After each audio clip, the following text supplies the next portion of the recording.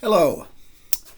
Before beginning today's lecture, I want to address an excellent observation that I received from one of you concerning the snow chapter, which I discussed last time. Specifically, it's the intriguing fact that the myth of the Grail quest, which is Hans's particular mythic typology and life pattern, is also the underlying myth of T.S. Eliot's male protagonist and his seminal poem, The Wasteland, the defining poem of modern literature. Mon and Eliot had no contact with each other, but they were writing their masterpieces during the same post-war years, and The Wasteland was published in 1922, 2 years before The Magic Mountain. Looking back on the novel, years after its publication, in his essay that I referred to last time, The Making of the Magic Mountain, Mon writes that the quester legend traces far back into tradition and folklore. Quote, "The quester is forever seeking for the grail, that is to say, for the highest knowledge, wisdom, consecration, for the philosopher's stone, the elixir of life. At the beginning of the Grail legend, the wandering hero is often called a Grail fool, a questing fool, and this description, Mon writes, corresponds to the naivete of my hero. To a great extent, Hans Castorp is identified with his creator, but even so, he is always the object of my irony.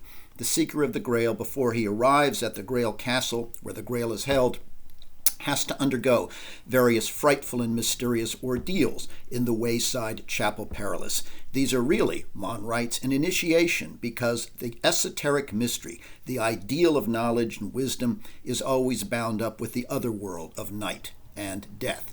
End quote. Well, as we saw, Hans enacts this myth of seeking the highest knowledge in snow by confronting death. But he doesn't recognize that he is doing so consciously as a mythic enactment. Nor, for that matter, does T.S. Eliot's protagonist, who is usually in the poem called The Fisher King.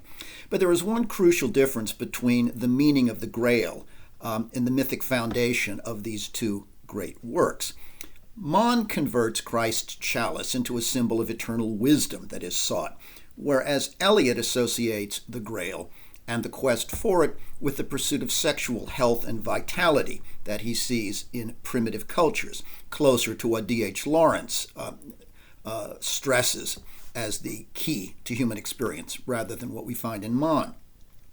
In the Snow chapter, the love that Hans sees in his Arcadian dream embodies not sexual passion, but rather a reverence for maternal love and community bonds that fill him with joy and warmth as he wakes up.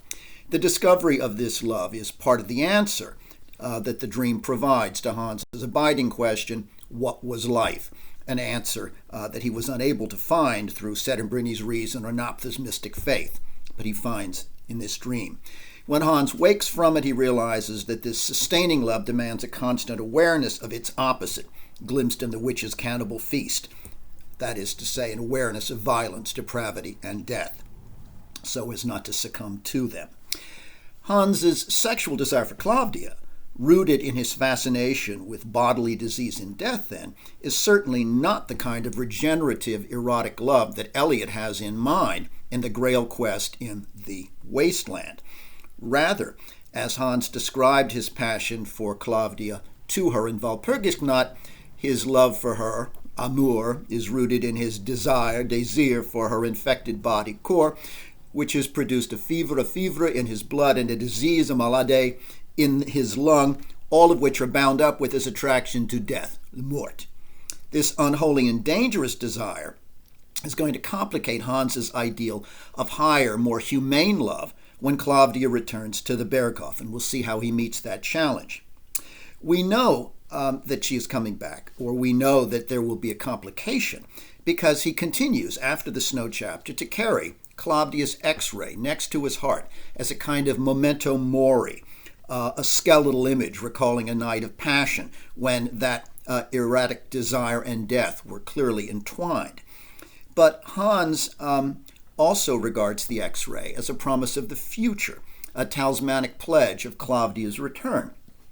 Although snow, then, is the dramatic climax of Hans's myth as a quester, it doesn't mark the end of that search for a synthetic understanding of life, for the grail of complete knowledge, nor is it the end of his confrontation with death as a means to knowledge, That will continue, as we'll see. And indeed, we've already seen, continues after Snow in the death of Joachim and will continue to the very end of the novel.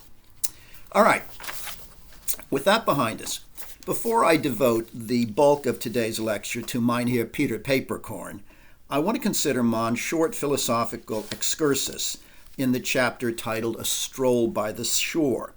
Here, Mann's narrator offers a meditation on the sea of time, a topic whose paradoxes and complexities has preoccupied him from the start of the novel, just as they preoccupied Hans. Now, you'll note that now the narrator revisits time in relation to his own efforts to tell the story that we have been reading. Can one narrate time as such, in and of itself? Most certainly not. What a foolish undertaking that would be. The story would go, time passed, ran on, flowed in a mighty stream, and on in the same vein. No one with any common sense would call that a narrative, because a story is like music in that it fills time. It fills it up nicely and properly, divides it up so that there is something in it, something going on. Well, time itself, whether we think of it as a subjective phenomenon or as an external flow, has no inherent order, as Mann suggests. So then, in order to tell a story is to impose a structure upon it, a structure of ordered, purposeful succession in time, in order to establish causes and effects, to show a process of traceable change in a character or situation, to have, in short, a beginning and a middle and an end that time in and of itself does not provide. In short, to narrate, Mann suggests, is to give temporal shape to what is inherently shapeless flux. Now, in this most self-reflexive of chapters, Mann's narrator notes that a novelist can control the reader's experience of time. He can skip quickly over periods of time, as he did, for example, in the chapter Changes, when he summarized developments of the Berghof that had occurred over several months, and did so just in a few pages. And now, when he briefly tells us that Claudia is back, again, summarizing quickly. The narrator can also, however, skip over describing certain important events, such as Hans's lovemaking with Claudia on the night of Mardi Gras, which he said, "We have chosen to pass over in silence by breaking the time-bound flow of narrative." Okay, I've been describing everything. This I'm going to leave out. On the other hand, because a narrator controls the movement of time in his work, he could, if he wanted, devote hundreds of pages to what occurs within just 5 minutes within the fictional world. This distinction the narrator emphasizes here is really one between two different modes of narrative time: the temporal movement in the world of the characters versus the reader's temporal experience as he or she encounters the text. They are almost never the same. Mann explains that a story whose contents involved a time span of 5 minutes could, by means of an extraordinary scrupulosity in filling up those 5 minutes, last 1,000 times as long and still remain short on boredom, though in relationship to its imaginary time it would be very long in the telling. On the other hand, it is possible for a narrative's content time to exceed its own duration immeasurably.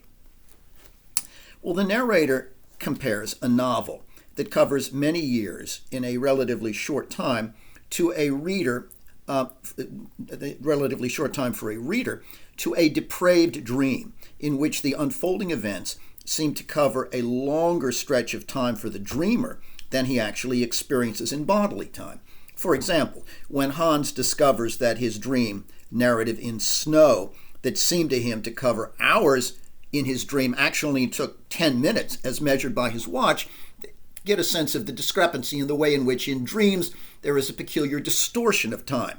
The same can take place in narrative, because by the same token, Hans's dream also takes the reader much longer than 10 minutes that have passed in clock time to read this dense, long chapter, this sequence. Now, just as the narrator then distinguishes between fictional time and reader time, he also draws an important aesthetic distinction between works like narrative and music, which gain their form and meaning through temporal succession, and, on the other hand, the visual and plastic arts, like painting and sculpture, which take their form not through a succession or ordering of temporal moments, but rather through an arrangement of space or objects in space. We are told that time is the element of narration, just as it is the element of life, and it is inextricably bound up with it, as bodies are in space. It is also the element of music, time is, which itself measures and divides time, making it suddenly diverting and precious. And related to music, as we have noted, is the story, which also can only present itself in successive events, as movement toward an end, and not as something suddenly and brilliantly present, like a work of visual art. Okay, in music and fiction, we receive one thing after another, and this requires time for our apprehension. Whereas when we look at a painting, we experience at least the shape, the general impression of that work of art instantaneously, in a single moment, because we take in the images in spatial relation to one another, not in temporal sequence. A novelist, of course, is bounded by time as the medium for his or her expression, so he cannot then make his art, quote, suddenly and brilliantly present in an instant, although that utopian ideal is one that some novelists like Flaubert and Proust and Joyce, I think, longed for. Now, Mann's narrator accepts the medium in which he is working because, as he notes, he is, after all, controlling temporal movement and pacing like a god, establishing order within the temporal dimension of the text by shaping its passage in a way that certainly Hans Castorp himself, as one of the characters, never could. Indeed, Mann tells us that Hans has begun to forget how long he has actually been at the sanitarium, or even how old he is. And this is due partly to the daily routine that blends one day to the next, week to week and month to month, so that years seem to pass. And we're told they pass, quote, as alike as peas in a pod. This routine, this undeviating routine at Berkhoff, as I've noted before, paradoxically makes time seem both slow and fast, depending on whether one is measuring it slowly within a single day or what ultimately seems quickly over a period of many months or years. But Hans's loss of his temporal bearings is also due to the fact that, as Mann says, quote, we lack an internal organ for time.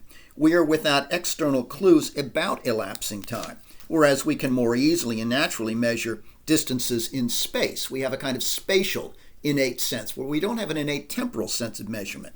Now, Hans increasingly, because he doesn't have an innate sense of time, increasingly looks to the clock. But in doing so, he finds himself absolutely uninterested. He regards clock time as pointless and entirely artificial when he looks at his watch.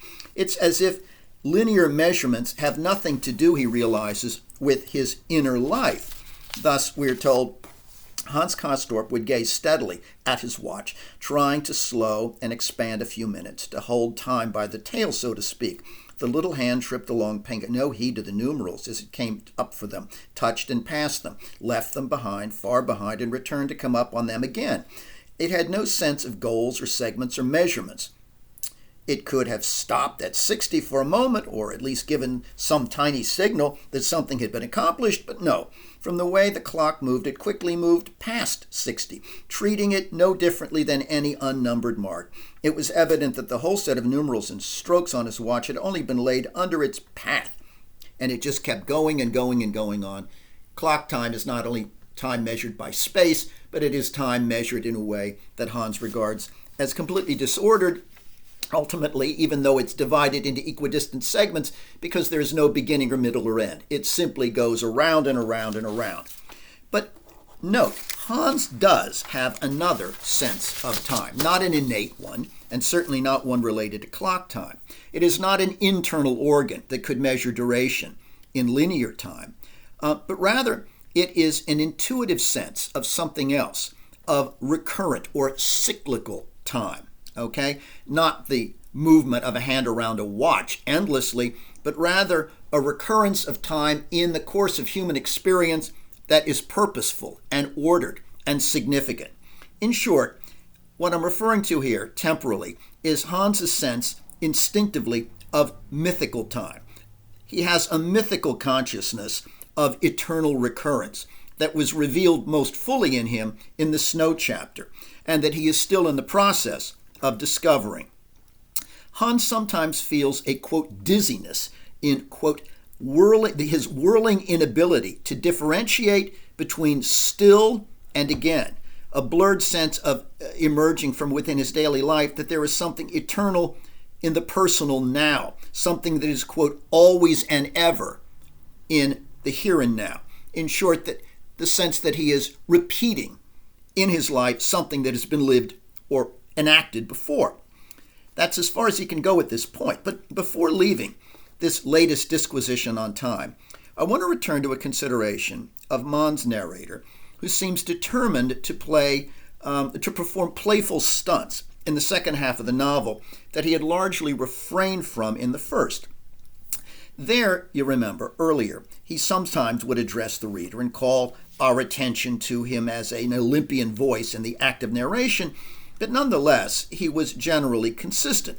He presented the events from Hans's point of view exclusively and maintained a position above and beyond the fictional world. But in the second half of the novel, the narrator engages the reader more directly and more teasingly, almost to the point where the narrator emerges as a character himself in a kind of shape-shifting way that seems designed to amuse or trick or surprise us. For example, Mann's narrator understands that the reader is driven by a desire for closure. We want to find out what happens so that when we get to the end of the story, we can look back from that perspective and see the entire shape. But the narrator reminds us that we must curb that drive toward closure. And in the process, we must enjoy and attend to the narrative as it is unfolding at the pace which he wants it to. Thus, he addresses us and observes that, but why? Why this impatience? Well, no mystery-mongering, reader, please. Surely it can be said straight out. Lieutenant Joachim Zeissman died, not to mention a good many less honorable folks who have joined the dance of death. And so our vague papercorn was carried off by his malignant tropical fever. Is that it? Is that what you're thinking? No, that's not what happened. But why this impatience then? Not everything can be known right off. That must still be taken as one of the conditions of life and of storytelling. Okay, resist the drive, which is so natural in readers conventionally, for closure. Well, at times, the narrator even cautions himself not to get ahead in his storytelling. At other times, as I noted last class, he dips briefly into points of view other than Hans's, into the points of view briefly of Joachim and Tinnapel, violating his long-standing restriction to Hans's perspective, perhaps as I've suggested to show how his protagonist has changed in the view of others. But mainly, I think that Mann's narrator plays these metafictive games to demonstrate what he could do if he wanted in his limitless and godlike narrative freedom. Perhaps the most peculiar and gratuitous trick that the narrator plays is when he descends briefly from his omniscient heights as a third-person voice and impersonates a first-person narrator.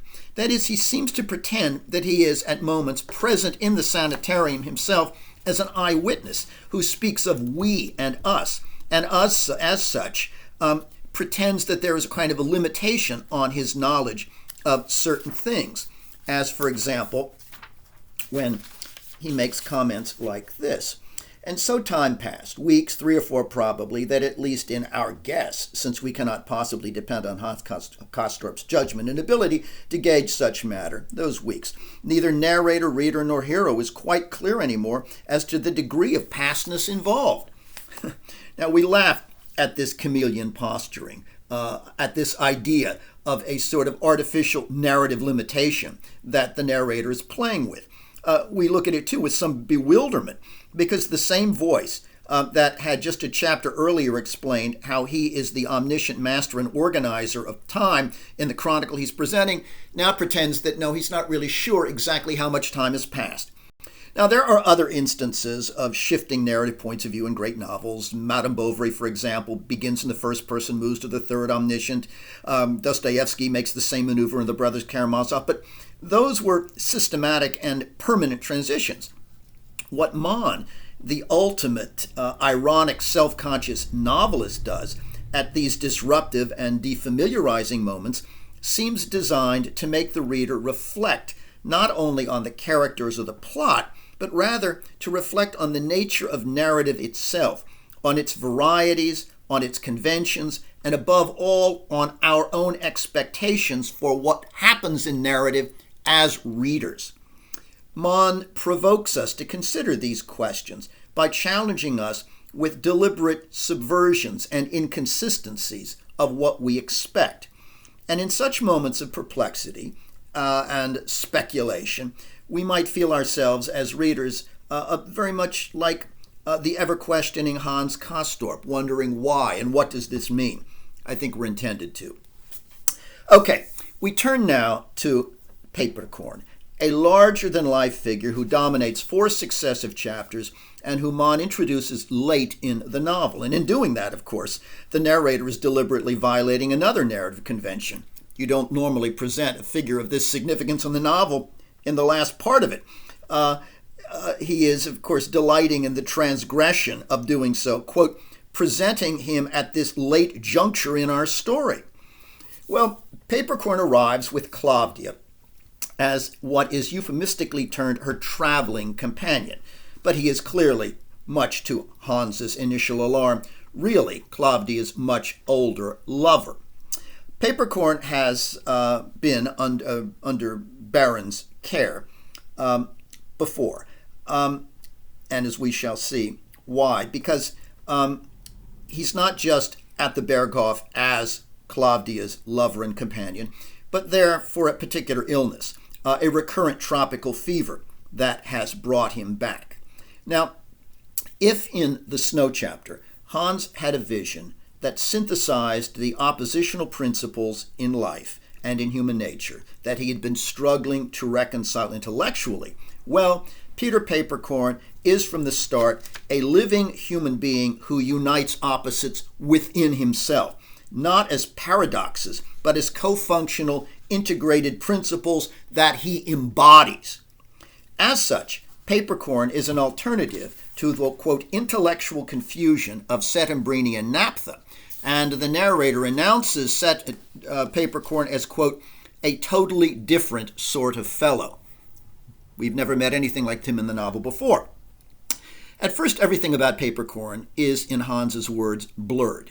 But the seemingly antithetical facets of Peperkorn's personality are actually unified with mysterious clarity, and Hans gradually comes to realize this.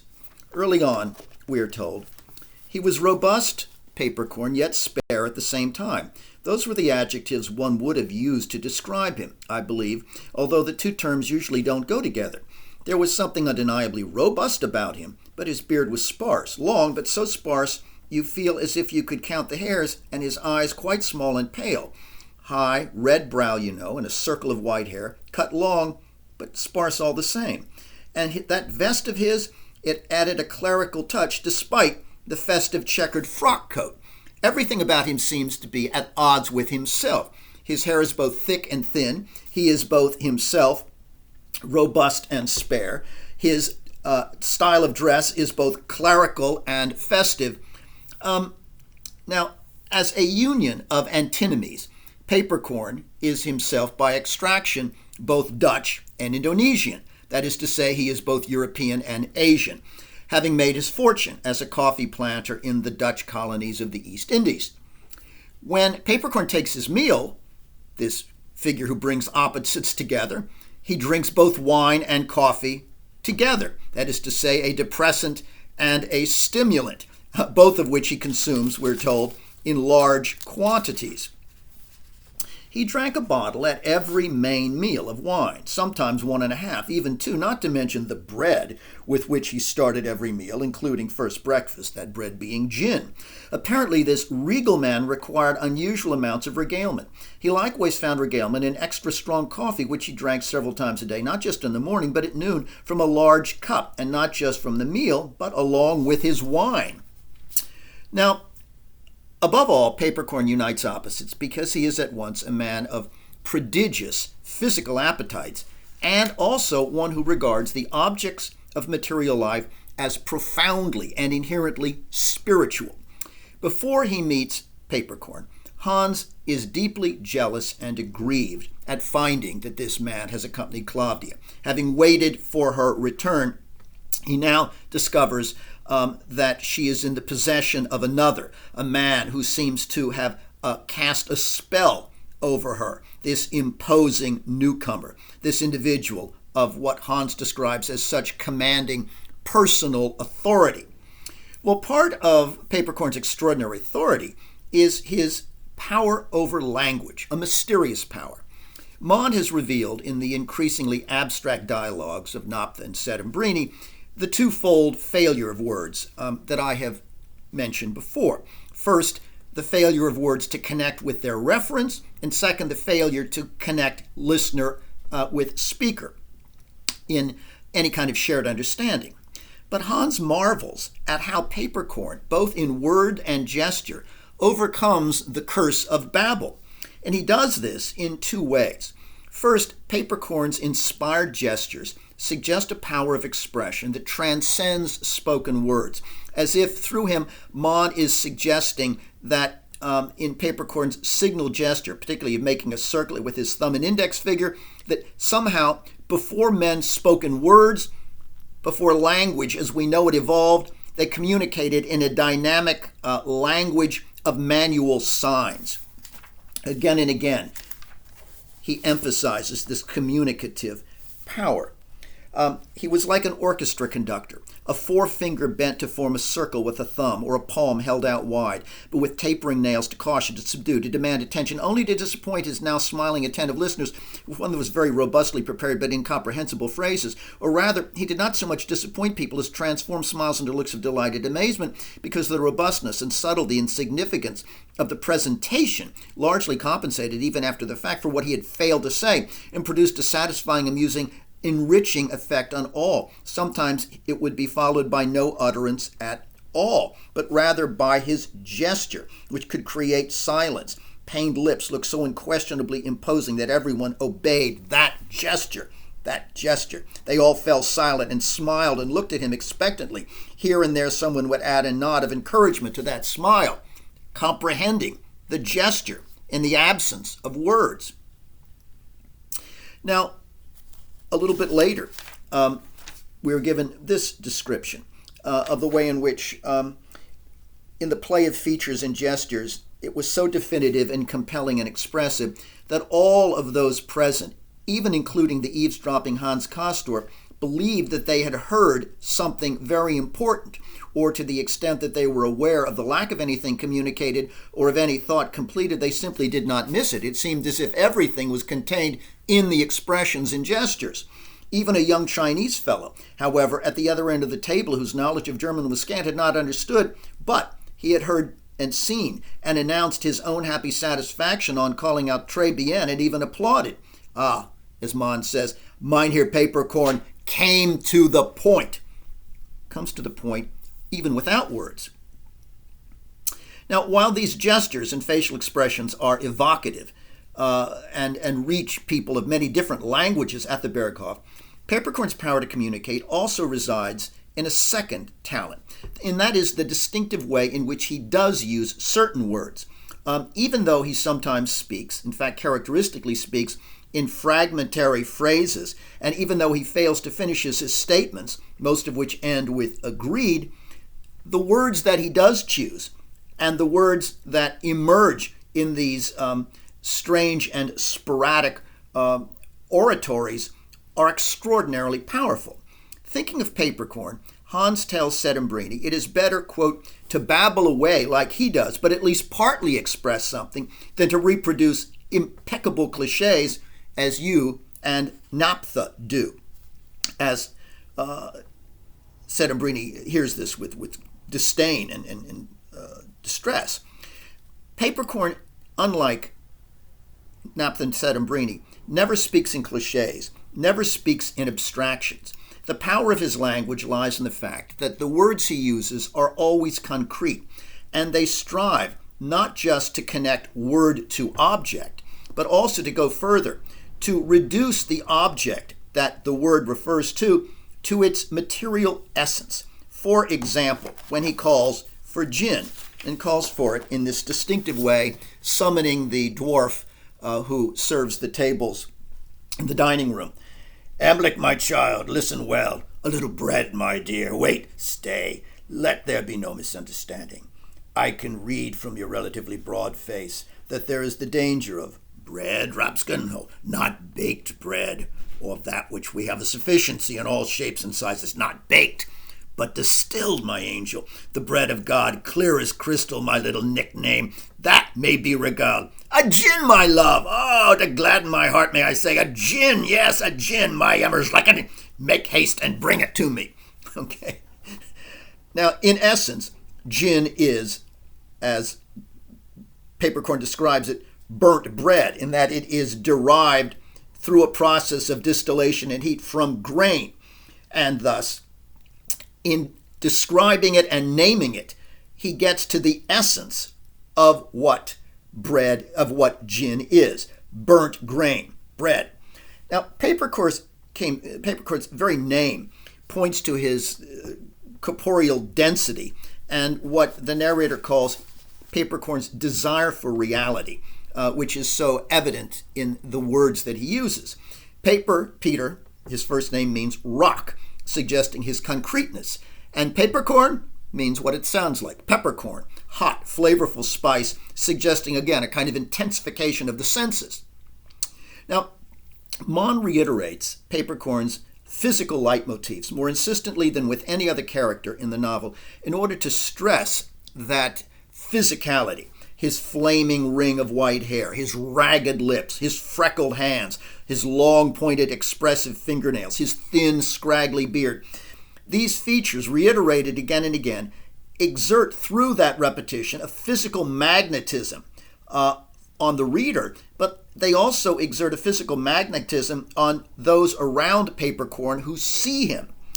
On the night of the 6-hour celebration that he organizes and presides over, Peperkorn communicates the joys of sensate experience in the simplest, most concrete possible words that sometimes go even beyond his eloquent gestures that accompany him. We're told, for example, during this meal, that with a few suggestive phrases, Peperkorn could turn a prosaic everyday scene into a stark reality, so that they all shivered when he now spoke of the ice-cold water in the sponge that you press to the back of your neck on such a morning.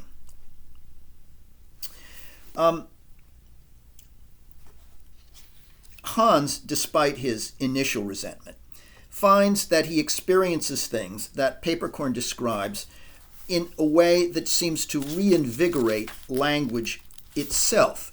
We're told that keeping his voice in a low whisper, while lines crease Peperkorn's raised brow, Peperkorn described the ash-gray branches, the garishly shiny leaves, and the yellow-green blossoms of this particular kind of tree, so that as young Hans Castor pictured it in his mind's eye, the image was both dismal and hysterically garish, leaving him with a rather eerie feeling.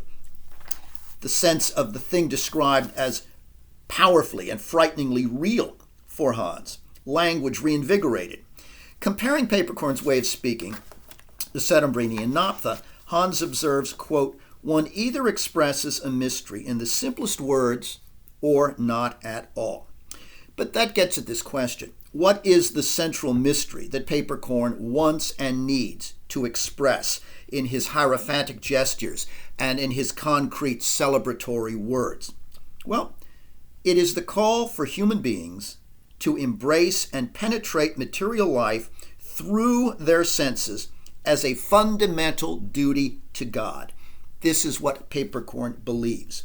And that in this sense, Papercorn's vision of duty goes beyond the duty that Hans Castorp felt to life, to resist death and embraced life in snow, because now this is a duty not only to life for Papercorn, but it is a duty to man's creator, to God.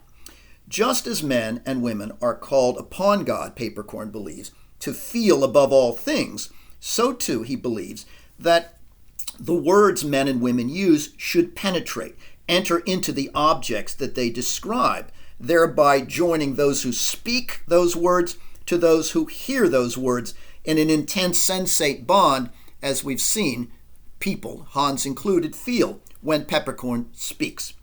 Papercorn evokes these notions, these related notions of life and language as modes of vital penetration when he points on an outing to a golden eagle and summons that bird of prey as an instrument of God's will. The great taloned bird of prey penetrates its prey. And similarly, man is called upon by God to penetrate life through his senses as the divine instrument of God's sensuous connection with created matter. Peppercorn describes it this way as he invokes the bird. An eagle, ladies and gentlemen, a golden eagle.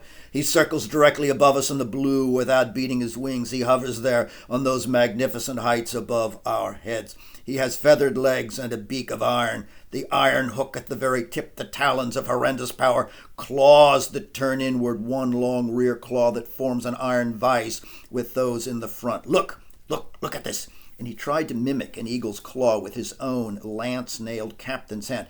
Good fellow, why do you peer and circle up there? He cried, looking up to the bird. Plummet, strike that head, those eyes with your iron beak. Rip open the belly of the creature whom God has. Agreed, settled. Your talons shall be tangled in the entrails, and your beak shall drip with blood. He was bursting with enthusiasm.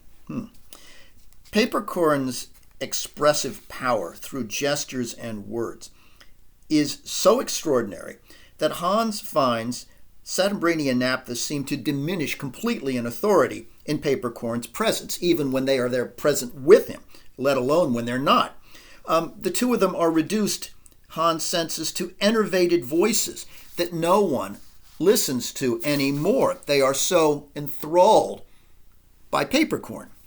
Even Saturbrini and Naphtha feel this diminishment, though privately they deride Papercorn as a stupid old man, and even though they are united for once in mocking and eye-rolling opposition to him, nonetheless it's clear that they know in some way that he completely eclipses them. Papercorn's weight was felt.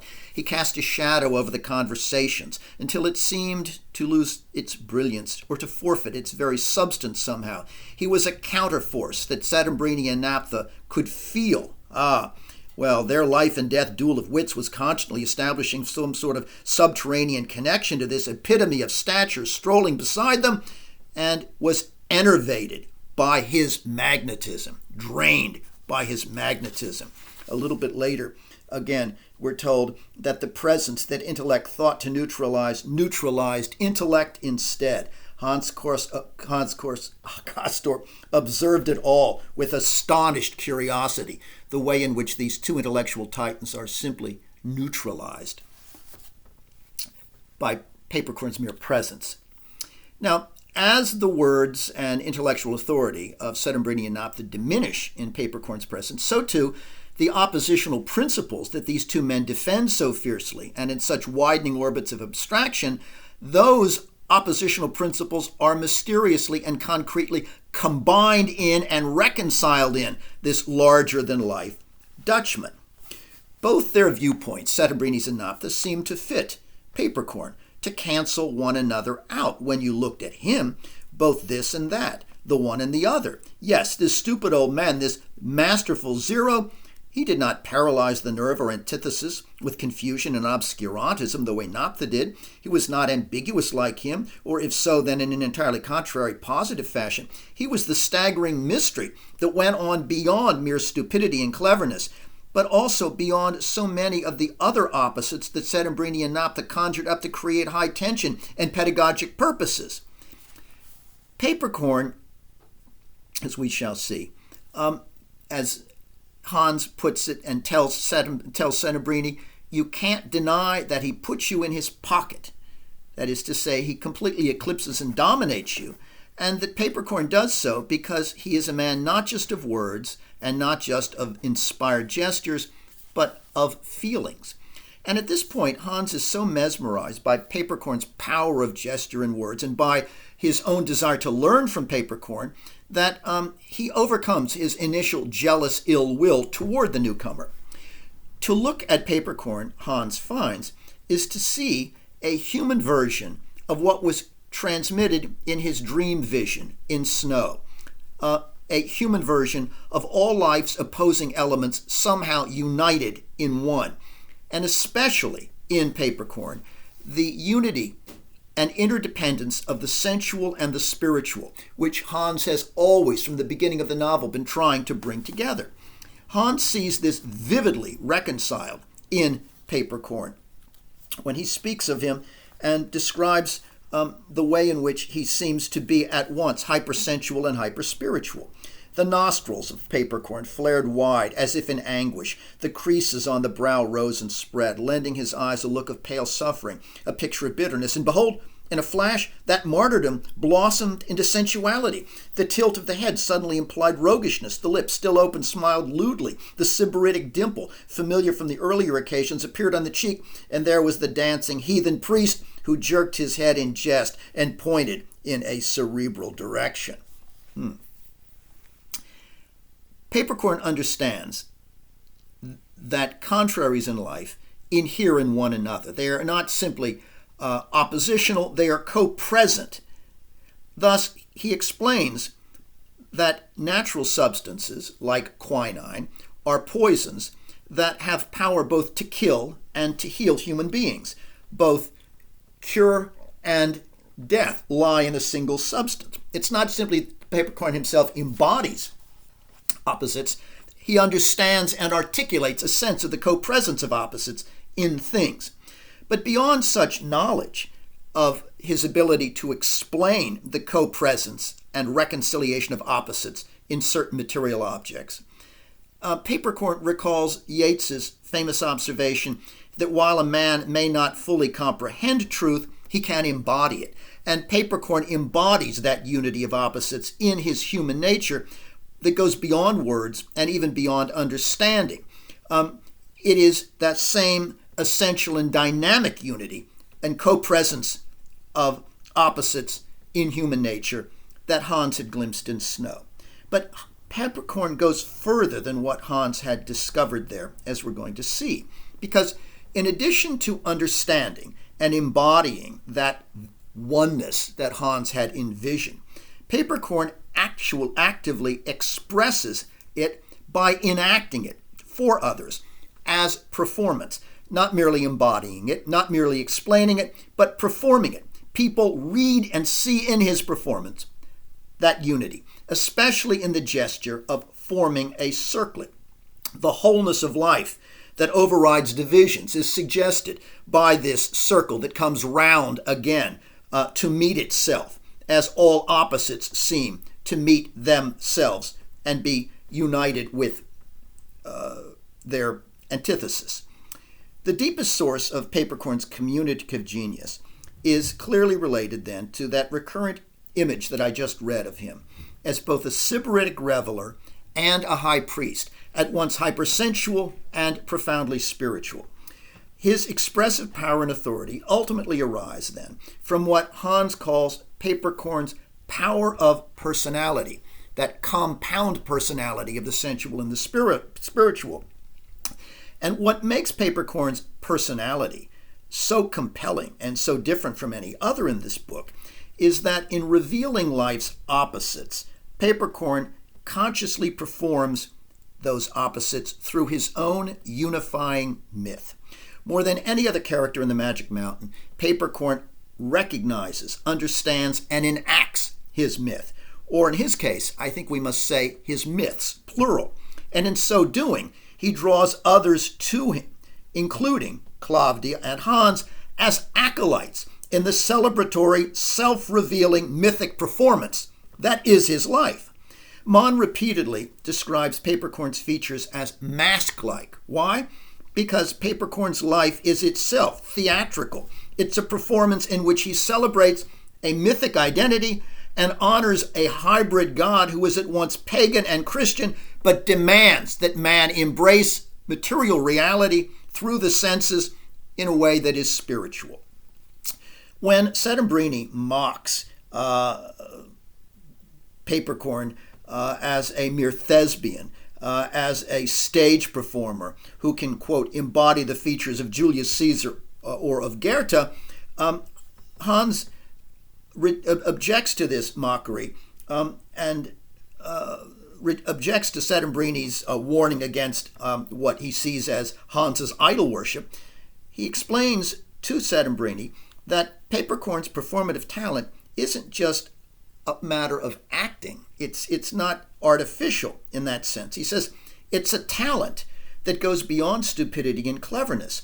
It is itself a value for life. Yes, there's nothing inauthentic that he's performing, because we'll see the myth that he is living out and dramatizing for others is absolutely true to him. Papercorn has talent, no matter what you say, Hans tells Settembrini. A talent above all for life, for embodying it, explaining it through these gestures, through this performance. Well, Hans, at this moment, is on the verge of recognizing Mann's idea of lived myth. That is, a mythic identity as a self-conscious performance.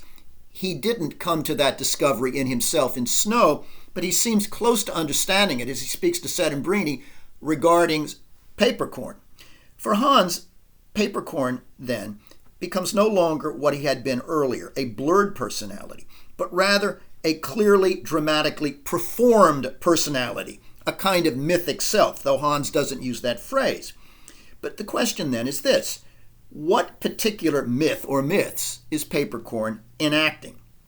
Well, I've suggested it's not one but two. He is both Dionysius and he is Christ. And although these pagan and Christian typologies might seem incompatible, Papercorn unites them, in part because they share some crucial elements. Both Christ and Dionysius, after all, have divine fathers, but are born of mortal virgin mothers.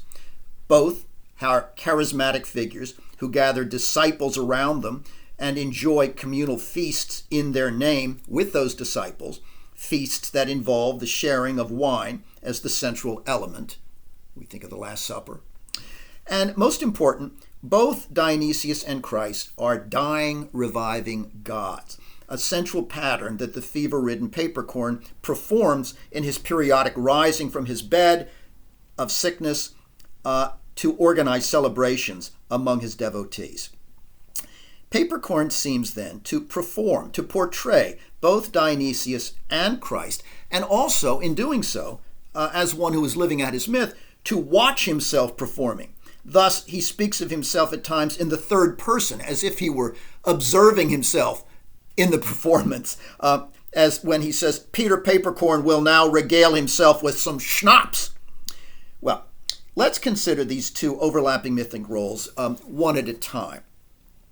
Consider the Dionysian performance that Papercorn enacts in the card playing and the feasting that he initiates just after Klavdia introduces him to Hans.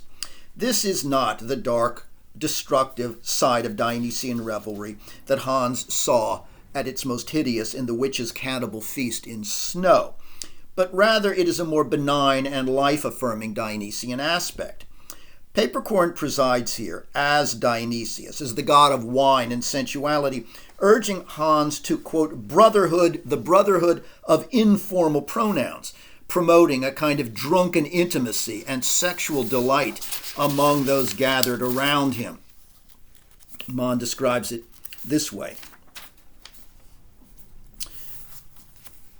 And yet his drunkenness, Papercorn's, did not belittle or demean him, or cause him any disgrace, but rather, when joined with the majesty of his nature, It only made him grander and more awe-inspiring. Even drunken Bacchus, Hans Castorp Thet, has propped himself on his exuberant companions without losing any sense of his divinity.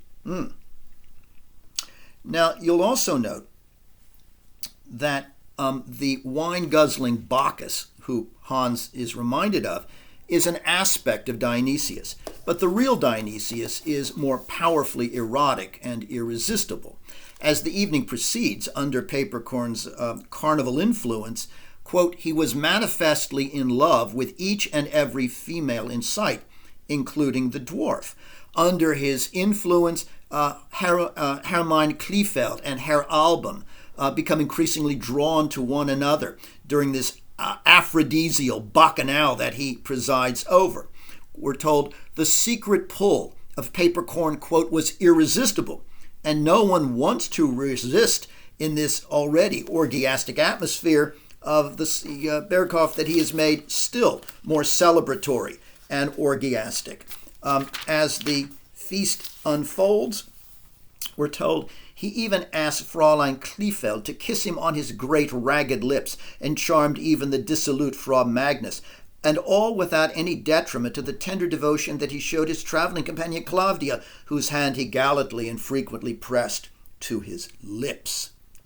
Unlike the frenzy of Walpurgisnacht, there is something purposeful and even solemn about this revelry, even as it becomes drunken. Now, at the height of this celebration, Peppercorn solemnly instructs Hans that his duty to life as a man and as a human being, and his duty to the God who created life, demands an erotic and penetrating embrace, always. That Eros is a manifestation of man's holy obligation to life and to God. Settled. Life, young man, is a woman sprawled before us with close-pressed, bulging breasts and a great soft belly between those broad hips, with slender arms and swelling thighs, with eyes half closed in mocking defiance, demanding our most urgent response, the proof or collapse of our resilient, manly desire. Collapse, young man. Do you understand what that means? It's the defeat of feeling in the face of life. That is the inadequacy for which there is no pardon, no pity, no honor, but only the merciless shame and scornful laughter. In the end, that failure to life, that failure to embrace life in the form of that woman, is itself despair of hell. It is doomsday. Well, this invocation and instruction to Hans helps to explain why Papercorn later directs him to share Claudia with him as a sexual partner, and to be his proxy when he is no longer sexually capable of performing. The urgency of this directive in what Hans sees as Papercorn's great fear is, in fact, a special kind of fear. Not an everyday fear, Hans observes, but rather a panic and a dread. It is in Papercorn the panic and dread of not being able to live up fully to life in his senses, and thus failing God, who demands that of man as his creature. Papercorn tells Hans that God created man so that God could feel the splendors of the material world through man. Man is God's corporeal organ. Thus, man has a sacred obligation, at once carnal and moral, to feel intensely, to live in and through his senses completely and devoutly by doing so. Later, he puts it this way: I repeat that it is our duty, our religious duty, to feel. Our feeling, you see, is our manly vigor which awakens life. Life slumbers. It wants to be awakened, roused to drunken nuptials with divine feeling, because feeling, young man, is divine. Man himself is divine in that he feels. He is the very feeling organ of God. God created him in order to feel through man. Man is nothing more than an organ by which God consummates his marriage with awakened and intoxicated life. And if man fails to feel, it is an eruption then. It is a divine disgrace. You insult God when you fail to act on that obligation. God then, to put it bluntly, makes love to his creation through man. So for man to fail to feel as God's organ of pleasure is for peppercorn not just a disgrace, not just a sacrilege, but ultimately, quote, an unforgivable sin. Now, because peppercorn is old and sick, malaria-ridden, he fears that he can no longer fulfill that divine obligation to feel. And Hans senses that dread in peppercorn even before peppercorn announces it. What he fears is a loss for which there can be no pardon and no pity, and one that peppercorn clearly sees as inherent in his own sexual impotence. He sees that impotence coming upon him and regards it with a sense of despair and guilt. He speaks of it as his doomsday. It is his own personal doomsday that will soon require his suicide. Now, the word doomsday on peppercorn's lips has a curious effect on Hans. He says he sounded as if it was spoken, quote, in a religion class. For there is something sacred about peppercorn, indeed, that goes beyond the merely Dionysian and orgiastic, something that goes beyond even the pagan. Peppercorn invokes sensual pleasure, not for its own sake, but because it is indeed holy. And as such, because he regards the world as holy, he also enacts the role of Christ at the Last Supper, and for that matter, the role of Christ throughout his entire stay at the sanitarium.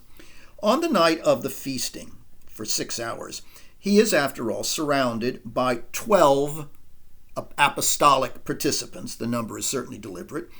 And at this same time, peppercorn, while he frequently resembles Dionysius, also, we're told, deliberately and solemnly calls attention to the food being brought to the table and the drink, the bread and the gin and the eggs, as if it were a Eucharistic feast that he is offering this group. Even as he's enacting the role of Dionysius, he is also stressing the holiness of what they are consuming the way Christ would in comparing the food that is being consumed to the consumption of his own body. Young man, he says, whatever is simple, whatever is fine, you understand me? A bottle of wine, a steaming dish of eggs, pure grain spirits. Let us first measure up to and enjoy such things before we absolutely, my dear sir, settled. Not to enjoy them, these grand gifts from the hand of God, that is an unforgivable sin. Well, note that, like Christ, peppercorn extols the holiness of God's simple gifts, eggs and bread, and urges his disciples to share them with him, and by extension, in a sense, to share himself like those comestibles at this love feast. There's the unmistakable suggestion, I think, of that Eucharistic implication.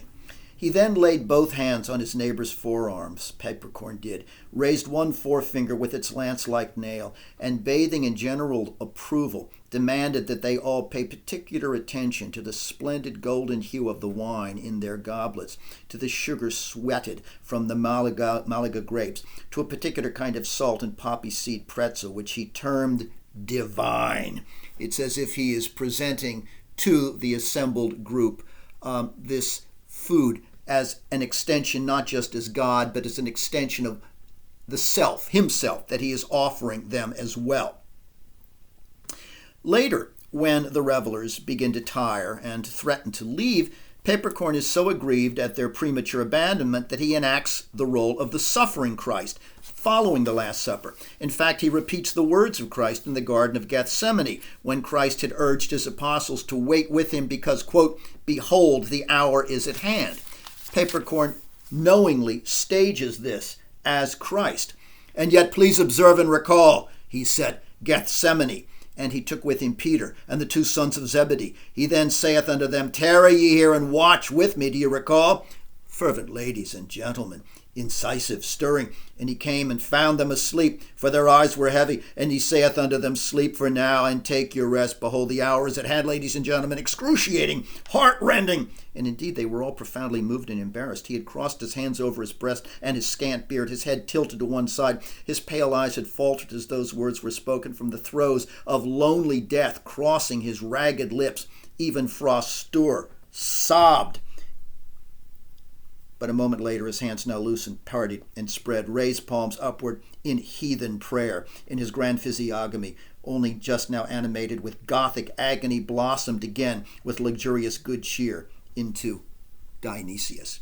From one to the other, in part because so much of Dionysius and Christ overlap. But note that Papercorn can simultaneously enact these mythic roles, pagan and Christian, not merely because the roles and myths, as I've suggested, are similar in certain ways, but also because within this hybrid mythos, Papercorn holds that life's sensual elements themselves are sacred and sanctified both in the pagan and in the Christian traditions. There is nothing oppositional about that. Papercorn, who presided over the enjoyment with fragments and phrases compellingly, cultured gestures, exhorted the group to appreciate, indeed fervently to savor these gifts of God. It could be the pagan God, it could be the Christian God, though it's pretty clear Papercorn has a kind of hybrid God of his own in mind. He ordered Dutch gin around for everyone and insisted that they all approach it with eager devotion and partake of that clear dew. Yes. It's a consecration, and it is also a Dionysian feast. Well, Papercorn then models for his listeners, whether they understand it or not, the possibility of discovering and living out one's mythic identity. But this performance of a racially remembered self is not what impresses Hans the most. He senses it, doesn't fully understand it, but rather what moves Hans the most is this.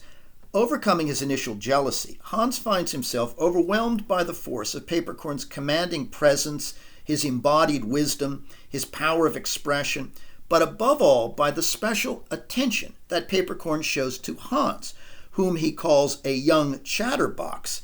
But nonetheless, he selects Hans ultimately as his sexual proxy with Claudia and hints at this long before Hans understands it, and even before, certainly long before, Papercorn discovers that Hans and Claudia at one time indeed were lovers. He looks at Hans and says, "You are a promising young man. I like you, sir. I don't mention it. Settled. You appeal to me. You appeal to me. My child, fine, very fine. How would it be? I beg you to understand me correctly, sir. Life is short, whereas our ability to meet its challenges is but, those are the facts, my child, laws." Okay. Hans does not understand that even at this moment, Papercorn seems to have selected him as a means to satisfy Claudia at his direction. Now, despite Hans's reverence, however, on 3 occasions, he has the temerity to challenge Papercorn, and all of them come on the first night when they meet. First, Hans refuses Papercorn's request to use informal pronouns, perhaps because it is a suggestion of too much intimacy too soon. After all, it took him quite a while to work up to intimate pronouns with Claudia when he finally speaks, but also because I think there is still, on first meeting, some jealous resentment over Claudia's defection from him to being Papercorn's mistress. Later, Hans will accept a bond of brotherhood with and through Papercorn in the relationship with Claudia, but not at first. The second act of resistance is when the cigar-loving Hans dares to question Papercorn's view that smoking tobacco is a corruption of God's simple gifts. Seeing Papercorn's rage mount when he hears this, Hans cleverly shifts the direction of the conversation and ends by praising wine as God's deepest gift to man, which Papercorn clearly embraces. Finally, at the end of the evening, when Papercorn physically embraces Claudia and Hans, one under each arm, and bids them help him to his bed. He commands them at this moment to do this, quote, to kiss the brow of this charming woman, young man. And Hans resists that, saying that it would be, quote, utter nonsense. And Hans is right, not only because, of course, it would come, this kiss, under duress, but also because, a little known to Papercorn, Hans and Klavdia are already far beyond such formal kisses, and that to enact one for Papercorn under the guise that somehow it is a pure kiss would be dishonest. Later, after Papercorn's death, the two do exchange the kiss in memory of him, but by this time they have also exchanged a far more passionate kiss that rekindles their feelings on Mardi Gras night. Okay.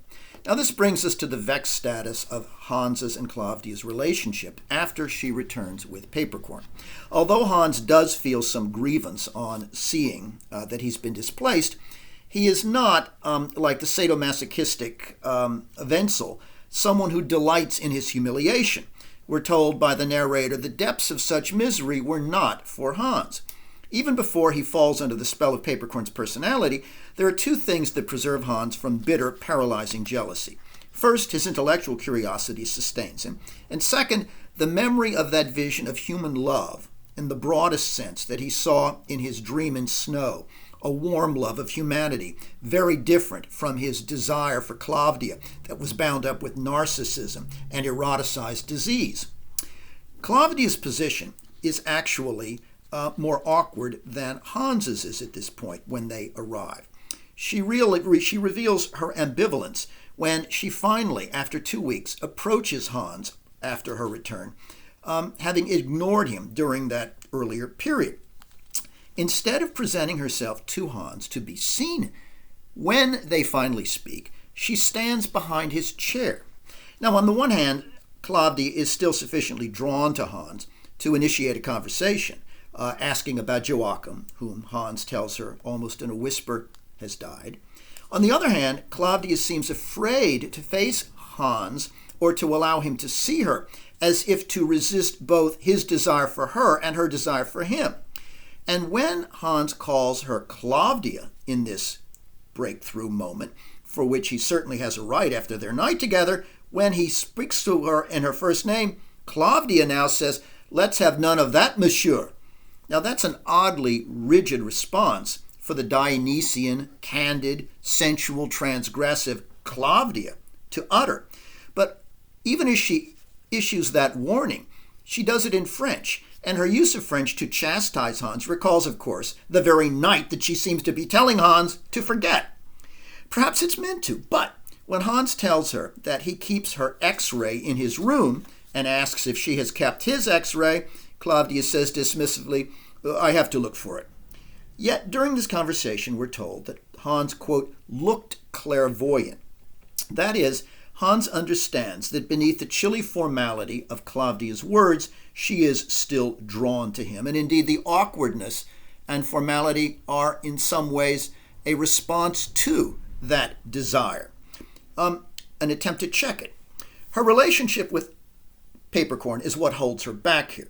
And as she later explains it to Hans, she admits that. When Papercorn enters the room where the two have been speaking awkwardly, Hans stands up to meet Papercorn, and we're told, quote, "The three principal characters now stood in a triangle." Okay, but it is not destined to be a conventional love triangle by any means. It is not certainly an Oedipal struggle between a young man and a castrating patriarch, nor is it a triangle of the Gerardian kind in which Hans' jealousy causes him to view Papercorn as a godlike mediator who fills him both with a kind of imitative desire and jealous rage. No. Neither of those modes of configuring a love triangle operate here, because rather than dividing Hans and Klavdia as a father figure or as a romantic mediator, Papercorn rather is an individual to whom both Hans and Klavdia become devoted. He's a force of personality who brings the two of them together through him rather than dividing them as a barrier. Rather than a threatening barrier, he's a unifier or a uniter of all things, including them. And this is certainly implied when he tells Hans and Klavdia to kiss one another goodnight after they take him to his room.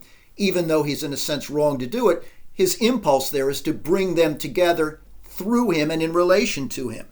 Now, ironically, it is not in this early phase of their relationship to Papercorn, it is not Hans, but Klavdia who exhibits a peculiar kind of jealousy, insofar as there is any, as the threefold relationship develops.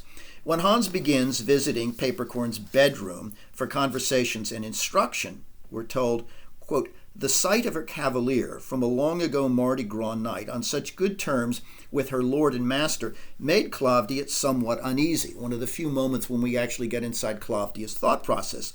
For as Hans later tells Papercorn to explain her jealousy, quote, "Women do not particularly enjoy seeing their lovers getting along." Now, Klavdia sees how the men have bonded, and they have not bonded over her, but rather they have bonded between the two of them. And as a result, she's doubly provoked. First, because from the beginning, she has delighted in Hans's desire for her, and she would prefer to see some evidence of that desire in the form of jealousy, even as she wants to hold him at arm's length. And second, she's irritated and jealous because of the attention that Hans is receiving from Papercorn, as if Hans were somehow displacing her in the great man's life. Well, this proves to be a brief jealousy. Hans sees Klavdia's vexation one day while visiting Papercorn, and in fact has to hide a smile of pleasure, for it indicates her jealousy here, that Klavdia still loves him, though one could argue that Klavdia is jealous both of Papercorn and Hans in this relationship, since they both seem in some way to be ignoring her. But Klavdia and Hans overcome that awkwardness and her irritation in their triangular relationship when, at a crucial moment, she asks Hans to help her with Papercorn, help her with her not as a lover, but as one who also loves and is devoted to him, and whom she hopes will help her keep this very sick man alive. Hans listens to the request, and it inspires him once again to declare his love, though in this time not in French. And it inspires Hans also to tell Klavdia that he has waited for her, as by this point she surely knows anyway.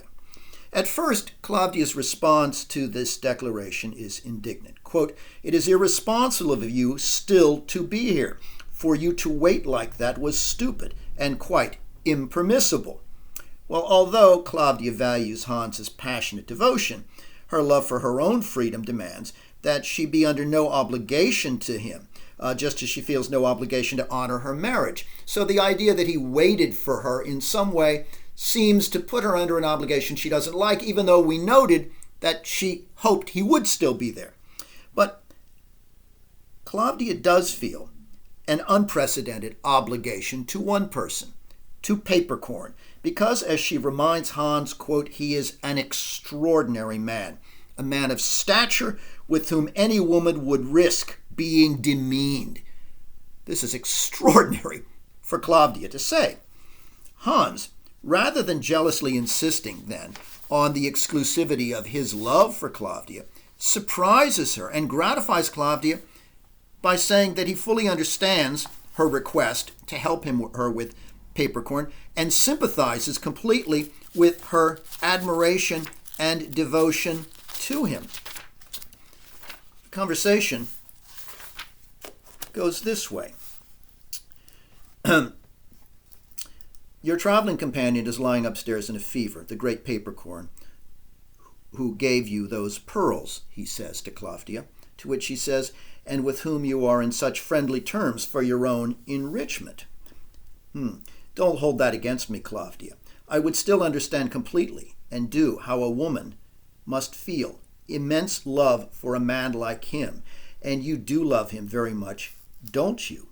"He loves me," she said, and his love makes me proud and grateful and devoted to him. His feelings compel me to follow him and to help him. How could I not? Hans, she said, and her slanted eyes grew fixed, lost in thought. You understand. Fear of feeling. It doesn't take much to understand that you have to follow him, Claudia, even though, or perhaps precisely because, there must be something rather fearful about his love. Exactly. Fearful. There was a lot of worries, difficulties. She had taken his hand and now was playing with his fingers even without noticing. Just as Hans had once aroused Claudia's attraction by the intensity of his longing for her, so too Claudia is drawn to Papercorn because of the ardor of Papercorn's love for her, but also of his need for her.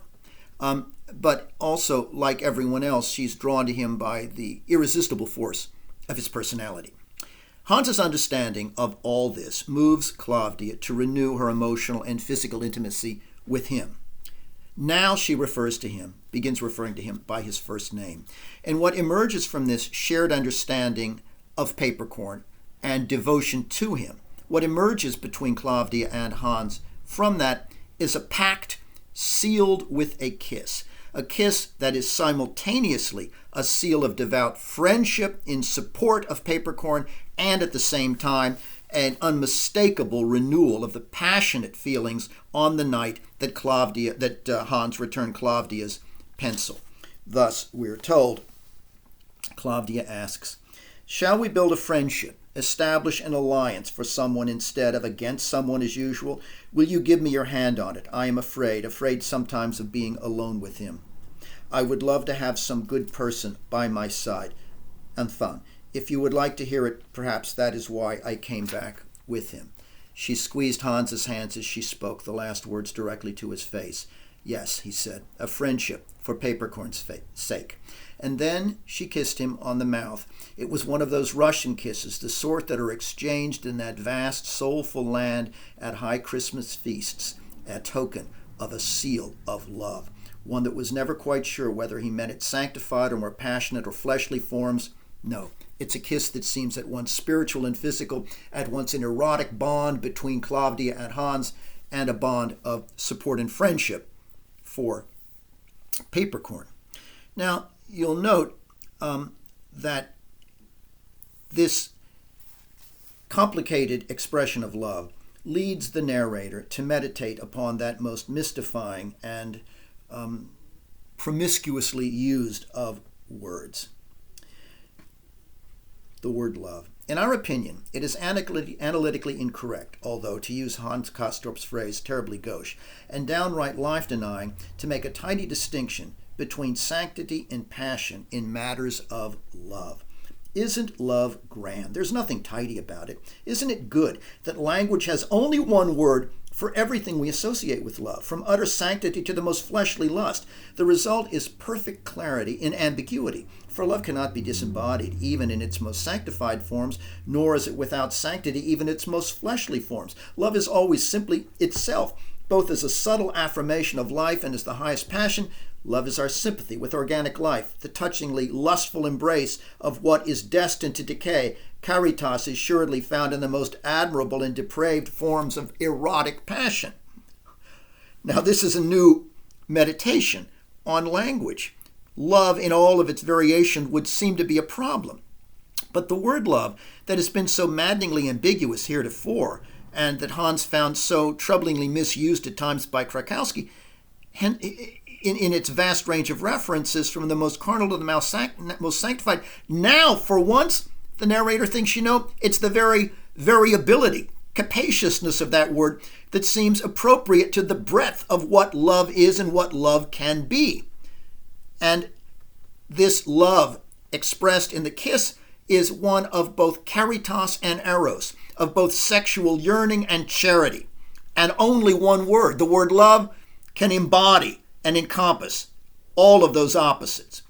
Just as Papercorn then combines and harmonizes all opposites within himself, so too this new compound love that he inspires in Hans and Claudia is similarly a composite one, a love in which fleshly and spiritual feelings are inextricably interwoven as they are in Papercorn himself. Hans would have been incapable of this broader, more generous, less self-destructive love for Claudia before his vision in Snow. But the vision of love that he saw there in the mountains prepares him for what now she has surprisingly offered him, a love that is not merely Dionysian and rooted in a fascination with the body's decay. In fact, Hans tells Claudia of how his sympathy for death has led him to, quote, the love of life and humanity. That is how it is, he explains. In this love of life and humanity that he discovered in his dream vision is part and parcel of the love he now also feels for Claudia and Papercorn. Hans says there are two ways of life. One leads through death, and that is the way of genius. And what brings one through death and into life is in this way is human love, the thing that Hans, we're told, now saw in his dream and vowed to follow in life. He's following through in this love for Claudia and Papercorn. As a result, then, this love that has obsessed him for the first half of the novel partakes of the larger kind of love that he had described and seen in the dream. And his subsequent conversation with Papercorn, who has inferred from Hans's silences around Claudia the truth of their prior relationship, his subsequent conversation with Papercorn reflects that larger sense of love. In one of these conversations, Papercorn forces Hans finally to disclose his night of love with Claudia, and notes that Hans's carnal acquaintance with her actually precedes his own. Were he younger, Papercorn suggests he would expect Hans would challenge him to a duel. Well, out of profound respect for Papercorn, Hans attempts to downplay that night with Claudia as something, quote, outside time. And he makes it clear that unlike Jose in the opera Carmen, he's not consumed with jealous rivalry and has no intention of killing his unfaithful lover. Far from it. What Papercorn proposes in this conversation is something so unprecedented that Hans finds, quote, there was no word for this new arrangement that Papercorn had in mind. What he wants, Papercorn wants, is more than just a brotherhood of feeling in which the two men are now speaking to one another in intimate pronouns that Hans had earlier rejected. No, what he wants goes beyond that. It is to be a bond forged in their shared love for Claudia, one in which the infirmed Papercorn essentially designates Hans as his surrogate and co-lover, something that he had hinted at quite early. A bond of brotherhood, he said, of the sort that is usually established against a third party, against the world, against someone else, but which we shall establish, you and I, in our feelings for someone. Take up your wine glass, young man, while I reach you again for my water tumbler. It will do this modest vintage no further harm. His captain's hand trembling slightly, he filled the glasses with the assistance offered in respectful bewilderment of Hans Koster. Take it, Papercorn repeated. Link arms with me and drink now thus. Drink it down. Agreed, young man. Settled. There was no word for it. Careful, he said. Our beloved may return at any moment. Hans understands what he has in mind here. If God makes love to the world through man, Papercorn, failing in his ability to do that, will, at least for a time, insofar as he can, make love to Claudia through the agency of Hans when he is no longer able to. Co-lover and surrogate. Now, having come to realize that Claudia still loves him, Hans now understands that Papercorn is offering him a bond predicated upon a shared sexual love for her and on an understanding that in Hans's situation, they are both, in a sense, serving her. That it is this relationship, as Papercorn frames it, a courtesy to him, a gift to Claudia, and above all, a fulfillment of man's obligation to God. Desire, he tells Hans, intoxicates the male. The female demands and expects to be intoxicated by man's desire, which is the source of our duty to feel and the source of the terrible disgrace when feeling is lacking, sexual feeling, when there is an inability to awaken the female to desire. Papercorn's agony at his own impotence is unmistakable. Well, Hans's satisfaction with this non-exclusive shared love for Klavdia stands in sharp contrast in the novel to his friend Wessel's desperate, self-lacerating desire for Klavdia. Unlike Hans, Wessel has never expressed his love outwardly for her, and he languishes in pain and tears. Yet even more than Proust's Swann, Wessel desires that pain, cultivates it. For unlike Swann, he is a genuine sexual masochist. He's aroused by the awareness of his own unfitness, humiliation, and rejection. In fact, he chooses frequently to describe his hopeless desire for Klavdia to Hans, because Hans, after all, possessed Klavdia and can therefore look down on him, as Wessel imagines, as a way to increase Wessel's masochistic pleasure. Hans never shared that pathology, but he understands it in Wessel, and he is decidedly repelled by it. As Mons says, as he listened, since she's returned, I see her every day, and it's bad sometimes, and I bite my own arm and flail my hands in the air, and I don't know what to do, because life is desire, and desire is life, and life can't be its own enemy, and this is the damned hole that I'm boxed into. I just want to fondle her, Castor. Just, dear Castor, forgive me for the whimpering like this, but for God's sake, she could compel me with my wishes. I'd do anything. Now, this conversation takes place on the way to the last outing that Papercorn has arranged, and literally his last supper, at the waterfall shortly before his suicide. The disfigured landscape that Mon describes of blighted trees on the approach to the waterfall hint that Papercorn's mythic enactment here will not be a success amid the thundering chaos of the place. Papercorn insists nonetheless on speaking amid this din, but in this setting, neither his words nor his gestures carry any communicative power at all, as they have before. Rather, Mon describes it this way, and suddenly he began to speak. What a strange man. It was impossible for him to hear his own voice, let alone for anyone else to understand a single syllable of what Papercorn expressed without expressing it. Holding his goblet in his right hand, he lifted one forefinger, stretched his left arm out, his palm raised at an angle, and his mouth formed words that remained soundless, as if spoken into an airless room. But even now, he stood up, goblet in hand, bareheaded, in the collar of his wrinkled, almost floor-length overcoat turned up, his idol-like creased brow encircled by flames of white hair. There he stood beside a boulder, and his face grew more and more animated as he held the ring of the thumb finger up, finger lances jutting out into the air, and lectured, punctuating his vague, inaudible toast with the spellbinding token of precision, and they recognized the gestures and could read the individual words they were accustomed to hear. Agreed, but nothing more. Yes, he appeared, he did, now like Christ, the image of a man of sorrows, and then they saw the luxurious little dimple blossoming him, the sybaritic roguishness of Dionysius when he lifted his glass and passed it in a semicircle before the eyes of the guests, 3 gulps, drinking it to the end. They understand the mythic enactment of Christ and Dionysius, but the words, the language, whatever he's trying to communicate beyond that seem to fail. Now, you'll note in this respect that it would appear that this is a kind of hubristic gesture on Papercorn's part. In his final act of vitalism, Papercorn seems to want to join his words with the sound of the cascade, as if he could somehow become one with its natural power and energy in this act of consecration, much as he has wanted and identified with the power and the penetrating energy of the golden eagle.